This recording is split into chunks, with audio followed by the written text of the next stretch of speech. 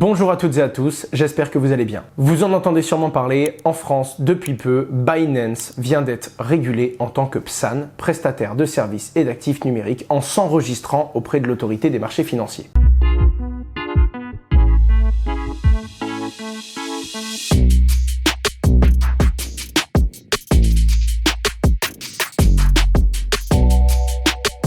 Beaucoup de gens se posent des questions. Est-ce que c'est une bonne chose pour la France? Est-ce que c'est une bonne chose pour la communauté? Est-ce qu'au contraire, c'est pas un point négatif pour toutes les autres entreprises de la crypto-monnaie qui sont en France? Est-ce que Binance va commencer à communiquer des informations personnelles de ses utilisateurs au fisc français ou aux différentes autorités? Et globalement, est-ce que les services de Binance vont changer maintenant qu'ils doivent se mettre au diapason? L'objectif de cette vidéo est donc de faire un petit point là-dessus. Quels sont globalement les points positifs ou négatifs? Encore une fois, c'est un avis personnel, c'est-à-dire que chaque personne va pouvoir ajouter son propre avis en commentaire, je remonterai les plus pertinents afin de complémenter le plus possible ce contenu. Et on fera également le point sur qu'est-ce que ça va concrètement changer pour vous, mais également pour le géant qui vient de s'installer en France. Juste avant de commencer, un petit rappel sur ce qu'est le PSAN. PSAN, ça veut dire prestataire de services et d'actifs numériques. Ça a été ajouté en France par la loi Pacte et ça demande à toute entreprise réalisant certaines activités dans le monde de la crypto-monnaie de s'enregistrer auprès de l'autorité des marchés financiers, que l'on appelle plus communément l'AMF. Il s'agit de différentes choses que l'entreprise va devoir appliquer, que ce soit vis-à-vis des normes anti-money laundering, donc de lutte contre le blanchiment d'argent, ou encore toutes les différentes façons d'onboarder un client, c'est-à-dire le KYC et toutes les différentes informations que l'on doit demander à un utilisateur avant de lui proposer des services dans le monde de la crypto-monnaie, des procédures de gel des avoirs en ce qui concerne la lutte contre le financement du terrorisme, bref, tout plein de choses que doit respecter une institution pour pouvoir traiter des flux financiers, que ce soit des flux du monde traditionnel et, en l'occurrence pour le PSAN, des flux en lien avec les actifs numériques. En l'occurrence, en France, il y a déjà un certain nombre de PSAN et il s'agit d'enregistrement, c'est-à-dire que les entreprises ont monté un dossier, ont précisé comment fonctionnait leur flux financier, ont répondu à énormément de questions sur leurs procédures, sur le fonctionnement et se sont mis dans les normes afin de pouvoir exercer légalement en France. Mais il y a un deuxième niveau d'enregistrement qui s'appelle l'agrément. Actuellement, à l'heure où je vous parle, personne n'a été agrémenté. Ça viendra naturellement. L'agrément ne permet pas aux entreprises de faire plus de choses, mais c'est un gage de crédibilité puisque ça veut dire que l'entreprise se plie à encore plus d'obligations et de respect de certaines normes dans ses processus et dans l'exploitation de son activité. Je vous en parle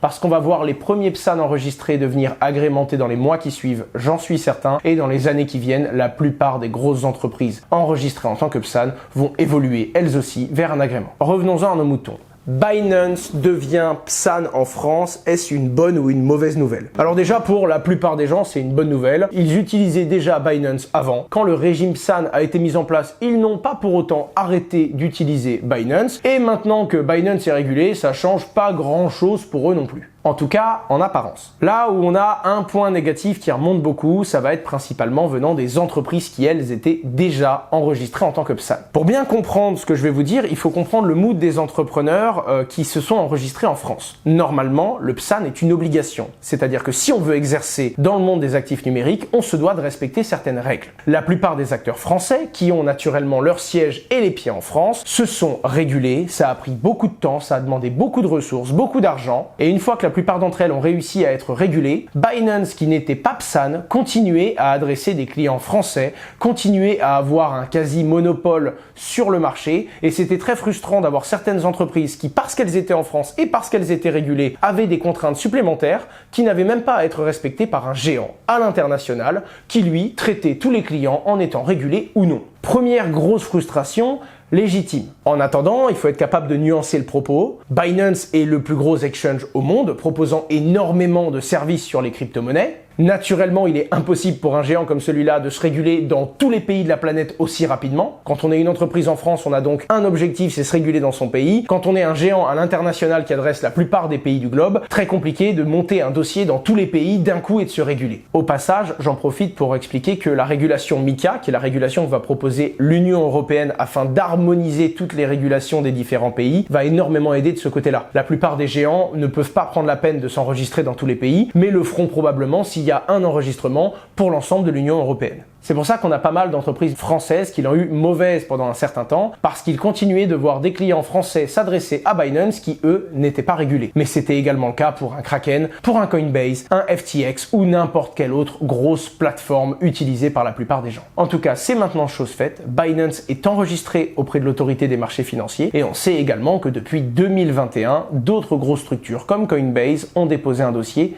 et donc comptent bien à terme l'être également. Alors, quels sont les points positifs? Bon, déjà, ça fait une belle vitrine à l'international de voir Binance qui a choisi de s'installer en France. Pour énormément de grandes structures qui peut-être ne songeaient même pas à se réguler un jour, la France va devenir stratégique. C'est un peu comme voir Lionel Messi qui vient au Paris Saint-Germain, ça tourne le regard d'énormément de personnes à l'international vers la France. Vous le savez, l'Union européenne est en train de proposer un cadre d'harmonisation, la régulation MiCA. Ce cadre va imposer à tous les pays européens les mêmes obligations réglementaires quand on exerce dans le monde de la crypto-monnaie. Face à certaines propositions du Conseil, de la Commission ou du Parlement européen, qui paraissent plutôt aberrantes, voire beaucoup trop restrictives pour permettre à cet écosystème de se développer, la plupart des entreprises européennes essayent de mettre des moyens, essayent de commencer à discuter avec différents parlementaires et essayer d'éduquer le plus possible les décideurs européens afin qu'ils ne prennent pas des décisions qui viennent tout simplement tuer l'écosystème crypto, mais bel et bien un cadre qui vient réguler certaines choses tout en permettant aux différentes entreprises, aux activités et aux produits crypto de se développer en conservant une croissance intéressante et compétitive vis-à-vis de l'international. Le problème, c'est que la plupart des entreprises européennes ont beaucoup moins de moyens que les géants leaders de l'international. Avoir Binance qui s'installe en partie en France et qui se régule ici, c'est donc un géant avec énormément de ressources, que ce soit des ressources humaines ou des ressources financières, qui va naturellement s'intéresser et défendre les intérêts du monde de la crypto-monnaie et de l'écosystème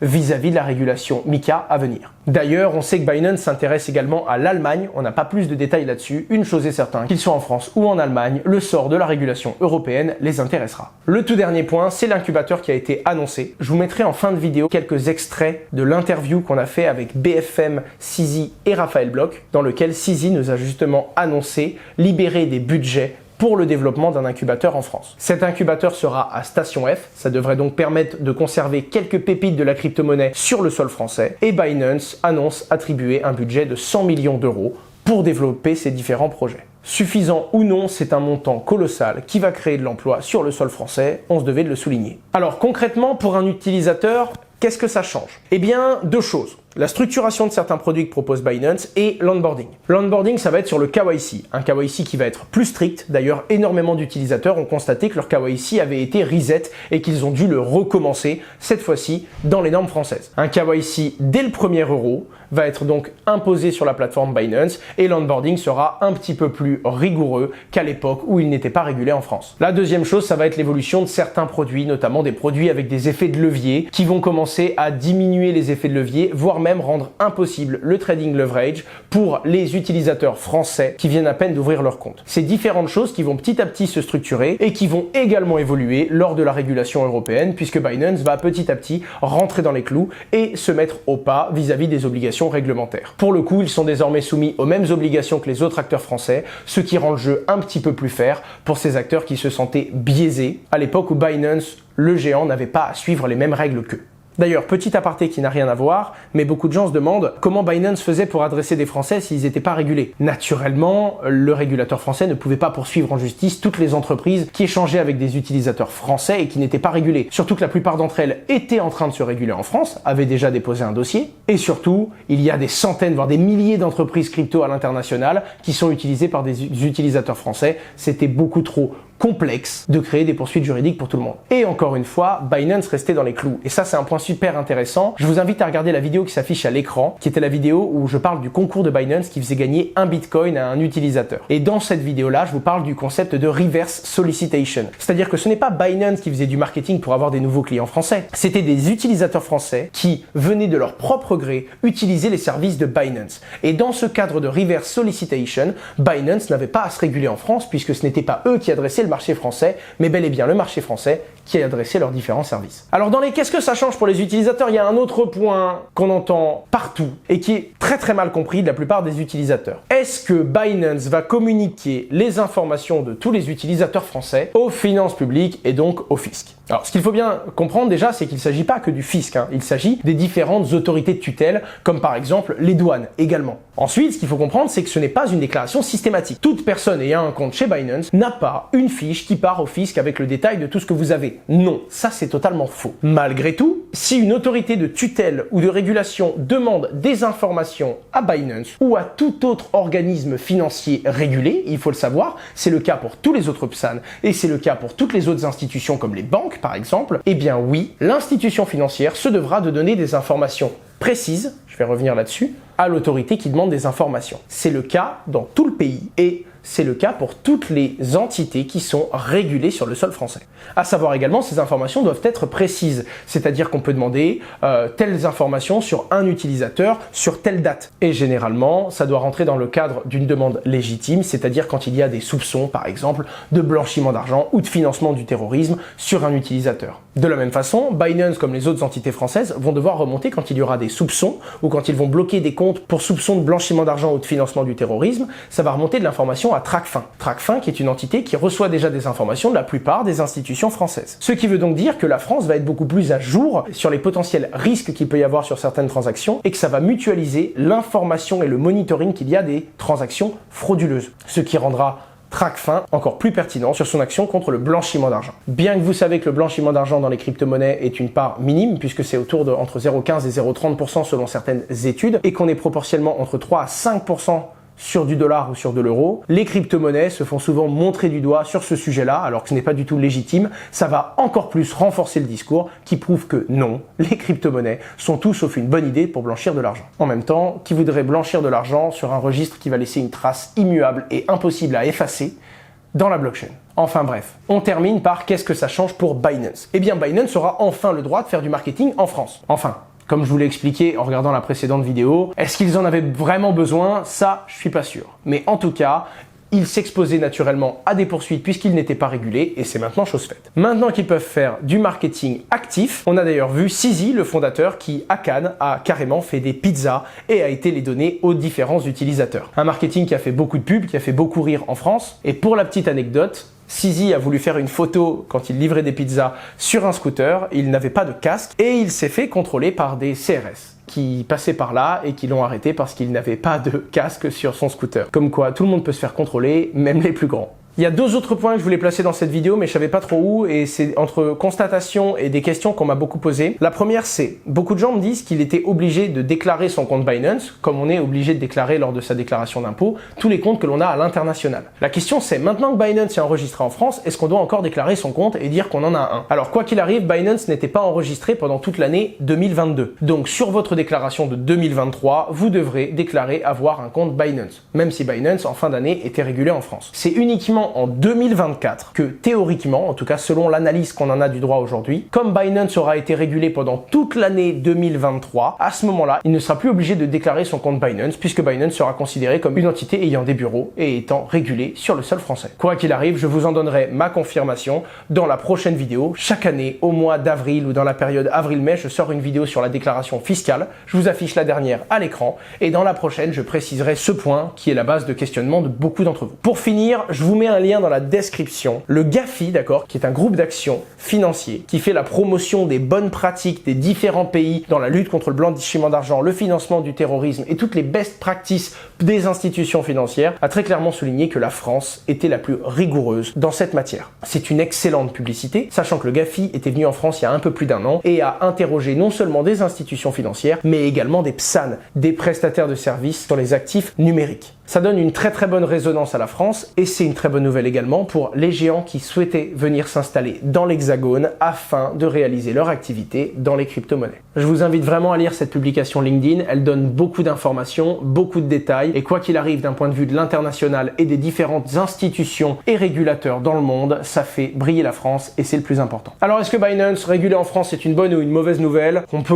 globalement trouver des gens qui ont des arguments des deux côtés. Une chose est certaine, c'était l'un des services les plus utilisés avant même d'être régulé. Et quoi qu'il arrive, la régulation, c'est plus qu'une bonne ou une mauvaise nouvelle, c'est surtout une obligation. Et Binance l'a bien compris. Globalement, ça va venir structurer un petit peu certains produits et ça va rendre un petit peu moins facile d'accès certains services, mais c'est tout à fait normal. Petit à petit, c'est l'écosystème des crypto-monnaies qui se régule et qui du coup doit respecter certaines obligations qui, au fil de l'eau, si c'est pas aujourd'hui, ce sera demain, vont mettre d'accord tous les services qui adressent des clients français et très bientôt européens. C'était Asher, j'espère que cette vidéo vous a plu. Je me suis dit que c'était un sujet un petit peu complexe, mais il était très important de le comprendre, surtout quand on est utilisateur ou quand on est une société qui exerce dans ce domaine. Le but, c'est de comprendre la portée que peut avoir ce genre d'enregistrement et d'avoir une vision qui est non seulement micro-économique sur tout ce que ça va changer demain, mais également un petit peu plus macro avec une vision internationale, une vision sur la régulation globale et l'évolution de tout l'écosystème. Je le fais en l'occurrence sur Binance parce que c'est les premiers, mais que ce soit d'autres géants qui vont se réguler bientôt ou la régulation européenne, on va voir énormément d'autres grands noms et à chaque fois qu'on a une grosse entreprise qui se régule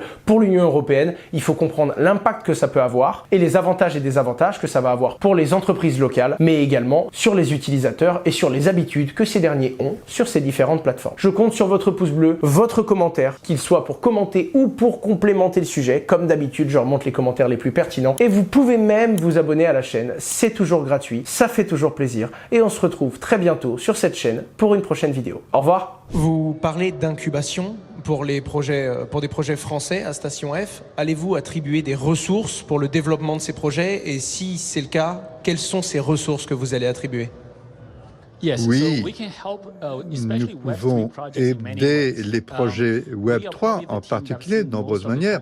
C'est probablement notre équipe qui a le plus d'expérience en matière de conception. On a une période de vesting de 10 ans. Ainsi, les utilisateurs, c'est plus facile pour eux. Les investisseurs ne vont pas décamper au bout de 2 ans.